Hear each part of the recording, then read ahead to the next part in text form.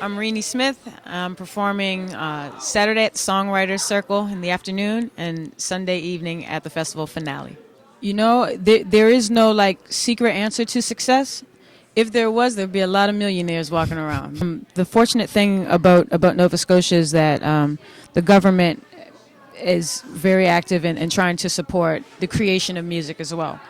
My favorite kind of type of music is Christmas music. I don't know why. Well, it's so happy. It's so happy. It's so happy. So I guess that's probably. How old are you? I'm 27 years old. 27. 27. And so it seems you've come pretty far in the local music scene so far. You got Bucky Adams Memorial Award and Best R&B Recording. Is there particular things that in your life or in your career so far that you think are important to that success and have really like built it?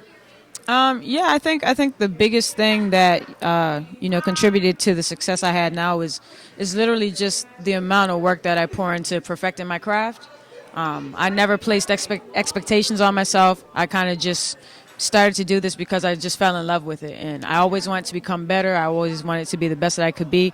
Never tried to measure myself based on anyone else's career or anybody else's accolades or what they did. I just did it because I loved it, and I think me just taking that approach and removing the stress factor, removing the competition, it just kind of helped me to feel more comfortable and to really just focus on sharing what I have with other people. And I think that's really been a driving factor in just me perfecting my craft, and people see that and they like it. I set out every time I perform, I want people to feel something. Now, what that is, I'm not trying to, bring out a particular emotion, but I always want them to feel some type of emotion. So I will say that I do my writing style is to really find trigger points in people to make them feel something. It helps them connect to me as an artist, and they may not, interpret the song for the meaning that I wrote it for or that purpose, but they feel something every time.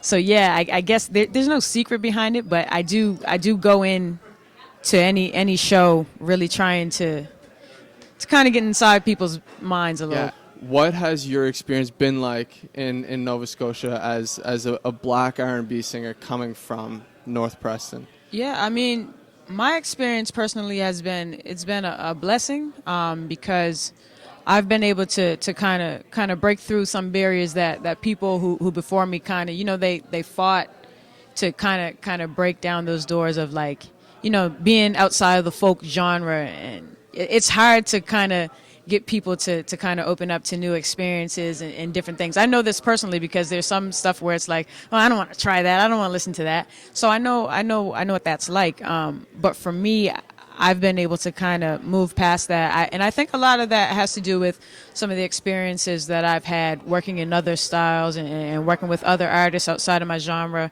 and really having a chance to be in front of these people. It may not have been my gig, but I had a chance to expose what I do to other people. And they heard that maybe if I was doing someone else's gig and I got 20 seconds of solo, they got to hear me hear something different. And then they're like, oh, maybe I can, listen to this. Exactly. Maybe I might like this. So that kind of opened up a door for me to really bring R&B to the forefront here in Nova Scotia. And people really love what we do. It's great. Great music is appealing to everybody, no matter what you're into. I'm not the hugest rock, heavy metal fan, but if I hear a good song, I acknowledge that. Man, that was pretty spectacular. You know what I mean? I don't listen to classical music, but my God, geniuses who create that stuff. You listen to some Beethoven, you can appreciate it. You have to. I mean, it's genius. So I feel the same way.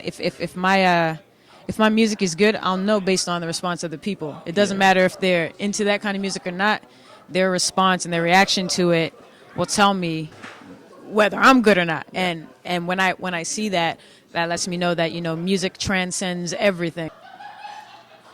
With your being confident in yourself and kind of just trusting your ability, do you have advice to other artists or other young people chasing their dreams around you for how to go get that? Make it happen? There is no secret answer to success. If there was, there'd be a lot of millionaires walking around, billionaires really. But what I realized that The thing that will help me the most is really just what first makes me the happiest. That's how I define a successful life. Are you happy for the majority of your life, or are you not? And for me, if I'm not happy most of the time, then I'm failing at something, and I'm failing myself. So I would say, base everything off of that. If you're trying to be an artist, you have to be happy with yourself first as a person, because that's what people want to see. They want to see authenticity. They don't want to see you come out and be the next such and such or the next whoever. They want to see something new. They want to see something real, something organic. So to any new artist, I'd say just find your most inner being and give the world that. For sure. The fortunate thing about Nova Scotia is that the government is very active in trying to support the creation of music as well.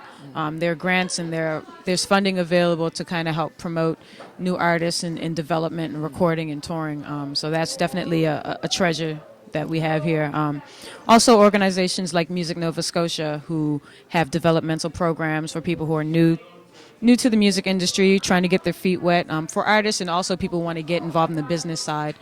So they're a great avenue for people to kind of just learn more about the industry and also have a chance to perform and showcase. ECMAs as well, just a great network of musicians and business people that you can get connected with, and they have a lot of tools people can take advantage of and try to start their career or further their career. So. And on the note of careers, where's yours going from here? You dropped an album last year. Yes. Imagine. How's that going? Great. It's so different from the first record that I released sonically, which is cool. I never want to be a person who's kind of boxed into one thing. I always try to evolve and try to, just build on what I've done. Very happy with the project. Some of the songs were produced by myself, which is a kind of a new thing. I'm starting to really dig deep into my own production now, and some of that is on the record. Also, the writing of the record was done all over the place, which was pretty cool, just getting outside of my same environment and, writing from different places with different people. Next up, we're doing a Christmas record. And really, my favorite kind of type of music is Christmas music. I don't know why. Well, it's so happy. It's so happy. It's so happy, so I guess that's probably why. Yeah. I try to be happy a lot, so that's probably why. But yeah, Christmas record and new album coming next year as well.